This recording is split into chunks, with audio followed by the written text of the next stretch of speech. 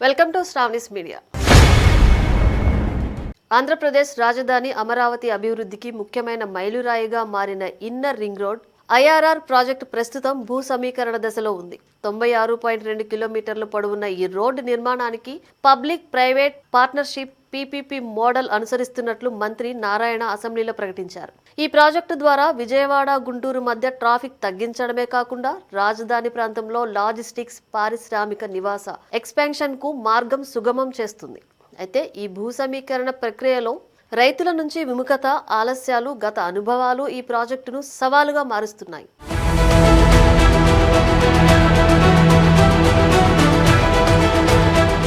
Inner ring road మొత్తం పొడవు 96.2 కిలోమీటర్లు, వెడల్పు 75 కిలోమీటర్లు. ఇది 8+4 లైన్లు, మొత్తం 12 లైన్ కాన్ఫిగరేషన్ లో నిర్మాణం జరగనుంది. ప్రాజెక్టు 2 ఫేజ్లలో పూర్తి చేయాలని ప్రభుత్వం లక్ష్యంగా పెట్టుకుంది.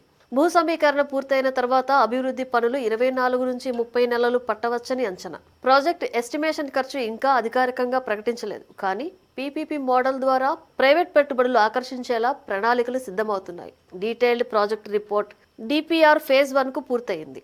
ఫేజ్ 1 లో భాగంగా కేతనకొండ నుంచి నున్న వరకు 67.6 కిలోమీటర్లు. ఈ ఫేజ్ లో భూ సమీకరణను 6 నెలల్లో పూర్తి చేయాలని అధికారులకు ఆదేశాలు జారీ చేశారు. ఫేజ్ 2 లో భాగంగా నున్న నుంచి కేతనకొండ వరకు మిగిలిన పొడవు 4 జిల్లాల్లోని 26 గ్రామాల నుంచి ఐఆర్ఆర్ వెళ్తుంది. గుంటూరు జిల్లాలో 14 గ్రామాలు, పల్నాడు జిల్లాలో 3, కృష్ణా జిల్లాలో 6, ఎన్టీఆర్ జిల్లాలో 3 గ్రామాలున్నాయి. ఇది అమరావతి కోర్ క్యాపిటల్ ఏరియాను సర్క్యులర్ రింగ్ రూపంలో కనెక్ట్ చేస్తుంది.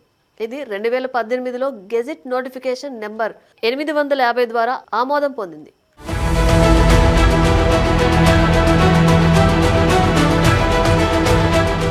ప్రాజెక్టు ప్రస్తుతం భూ సమీకరణ దశలో ఉంది. ఫేజ్ 1 కు డిపిఆర్ సిద్ధమైనప్పటికీ మొత్తం భూ సమీకరణకు 5-6 నెలలు పట్టవచ్చు. భూ సమీకరణ ల్యాండ్ పూలింగ్, డైరెక్ట్ అక్విజిషన్ ద్వారా జరుగుతుంది. పూలింగ్ చేయని 2459 ఎకరాల భూమికి డైరెక్ట్ అక్విజిషన్ నోటిఫికేషన్ జారీ చేయనున్నారు. ఫార్మర్స్ నోటిఫికేషన్ ముందుకు వస్తే పూలింగ్ ఆప్షన్ ఓపెన్ లోనే ఉంటుంది.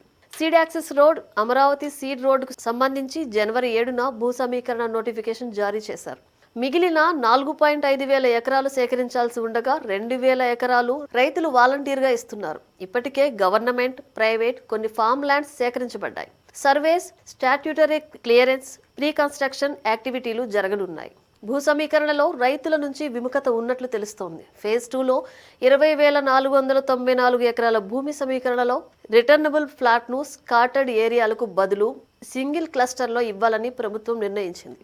ఇది ఖర్చులు తగ్గించి పనులు వేగవంతం చేసి హ్యాండ్ ఓవర్ను సులభతరం చేస్తుంది. అయితే గతంలో 50,000 ఎకరాల ల్యాండ్ పూలింగ్లో అభివృద్ధి ఆలస్యం, రిటర్నబుల్ ఫ్లాట్స్ డెలివరీలో సమస్యలు రైతులను ఆందోళనకు గురిచేస్తున్నాయి. కొందరు రైతులు మొదటి ఫేజ్ సమస్యలు పరిష్కరించకుండా కొత్త పూలింగ్ ఎలా అని ప్రశ్నిస్తున్నారు.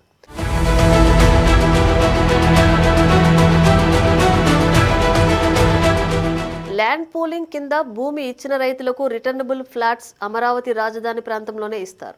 ఇది రాజధాని మాస్టర్ ప్లాన్ లో భాగం. కానీ గత అనుభవాలు రైతులలో అపనమ్మకాన్ని పెంచుతున్నాయి.